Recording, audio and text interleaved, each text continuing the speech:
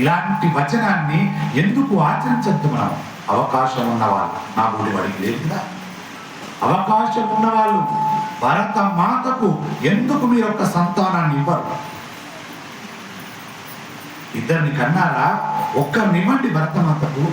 ఈ కాలంలో మీరు బాధపడుతున్నారు కదా, ఆడపిల్ల ఆడపిల్ల ఆడపిల్లని బాధపడుతున్నారు కదా. మీకు ఆడపిల్లలు ఎక్కువైతే ఒక్క ఆడపిల్లడు భరత మాత పక్కకుంటారు, ఆమె వీర వనిత ఉంటుంది, మీ జన్మ ధన్యమవుతుంది. కానీ ఆడపిల్లలను తీసేయకండి చిన్నగా. వాళ్ళ ఆడపిల్లలదే అక్కడ ఉన్నారు, వీర వనితలై పోరాటం చేస్తున్నారు. వాళ్ళ ఆడపిల్లలే గొప్ప గొప్ప తేజస్సులతో వెలుగుతున్నారు. అలాంటి భరత మాతకు ఒక్క బిడ్డను అందించలేరా?